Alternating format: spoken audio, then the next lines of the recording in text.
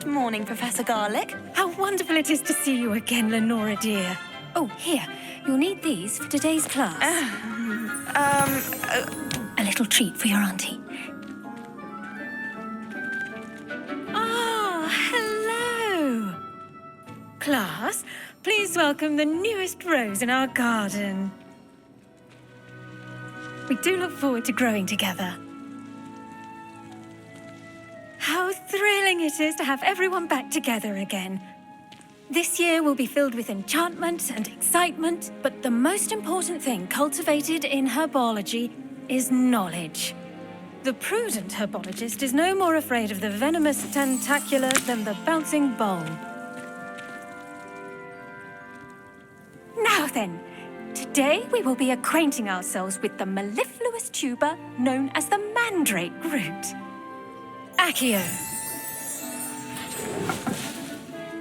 Let's see if we can't make our fibrous friends a bit more comfortable, shall we? First, let's protect our ears.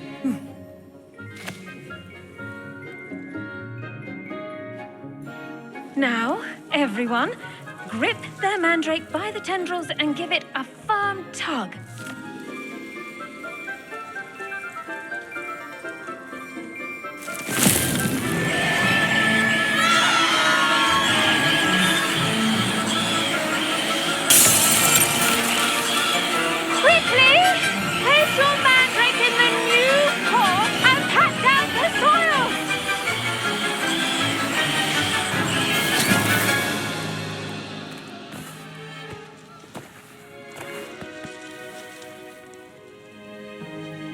The soil should envelop the root like a warm, dirty blanket, putting the mandrake right at ease. Reparo! I'm very sorry about that. Yours was a bit mature, I'm afraid. All right then, off you go. Splendid work, everyone.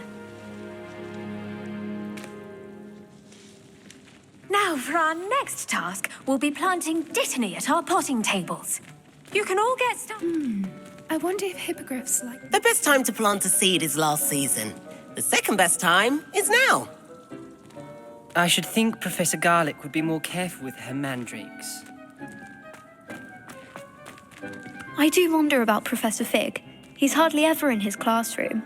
Most strange.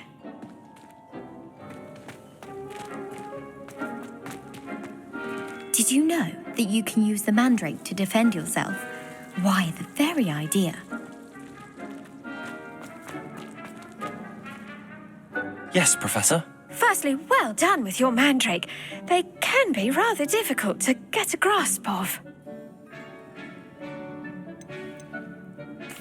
Actually, I enjoyed it. I couldn't help but catch your enthusiasm. How kind of you. It seems you're already taking to herbology like a mandrake to fresh soil. Now, as I mentioned, next we'll be planting dittany. Let us find you some seeds. I already have some, Professor. Picked them up in Hogsmeade. You visited the Magic Neep. Wonderful. A prepared student is bound to bloom. I've arranged for you to have your own potting table here in the classroom. Wasn't easy to spare one on such late notice. Plant the seeds there now, and you can return to harvest them later. Even with soil, sunlight, and a bit of magic, they will take time to grow. Let's see how to balance my star thistle arrangement. Pardon me, Professor. What am I supposed to do with the dittany seeds? Your part in all this floral alchemy is simple. Take the seeds to your potting table, plant them, and then wait for harvest time.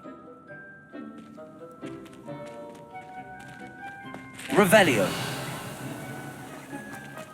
Dittany's restorative properties make it a vital ingredient in the Wiggenweld potion, as you all should know from Professor Sharp's class.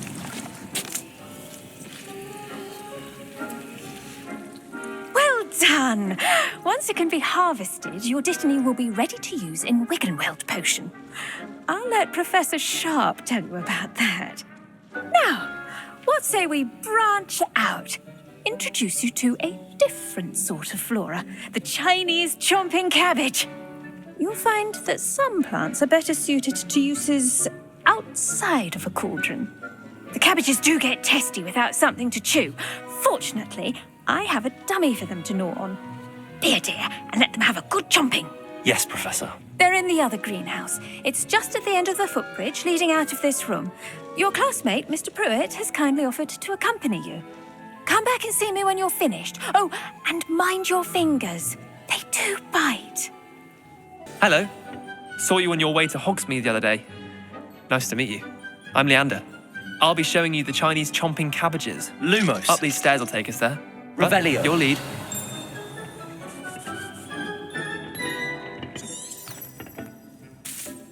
Nice work in Defense Against the Dark Arts, by the way. Excuse me? Your duel with Sebastian! And he's good. Thinks he's really good. But you outright slaughtered him. It was brilliant. Oh. Well, thank you. I nearly put Sebastian in his place myself. I mean, I would have, if Hecate hadn't stopped me. Didn't she stop that dragon skull from crushing you? Typical Slytherin trick, dropping a dragon skull on someone. Here we are, home of the Chinese chomping cabbage. Go on. Revelio. Grab a few of those cabbages. Just mind. Now, see that dummy? Just toss the cabbages at it, and they'll do the rest.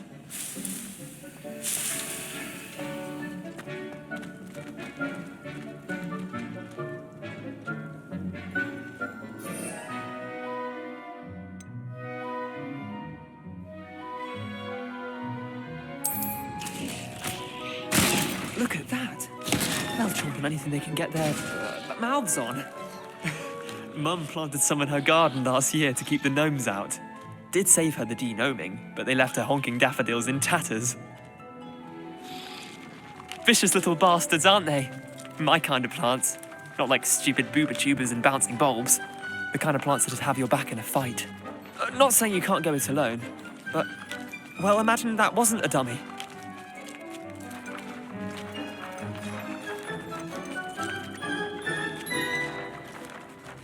Just because those cabbages will chomp on a dummy doesn't mean they do the same on, say, a goblin. It's chaos out there. Trolls in Hogsmeade and such. You can't be above throwing a cruciferous vegetable if necessary. Dogweed and deathcap has more of them, if you're keen. Other plants too. Ones your parents wouldn't plant in the garden. You get the idea. Anyway, we probably ought to head back to class. I tended to the Chinese chomping cabbages, Professor. Remarkable plants, aren't they? I hope they weren't too much trouble. Oh, don't see any bite marks or missing digits. And good, as you do seem to be quite green-fingered. Oh, I'm eager to see your skill in the soil continue to blossom. Thank you, Professor, but looking after plants isn't all that thrilling to me. I think you'll come to see that the fruit is well worth the labour. As we herbologists like to say, tend to your plants and they'll tend to you. Well, I suppose that's everything. Do come by for a chat sometime. I so enjoy checking in with my new students. Those mandrakes are really relishing their new pots. Only cost me damn hearing. To make anything grow, we must first understand it. That goes for plants as well as friendships. Kindness and concern are as necessary in the greenhouse as in the Great Hall.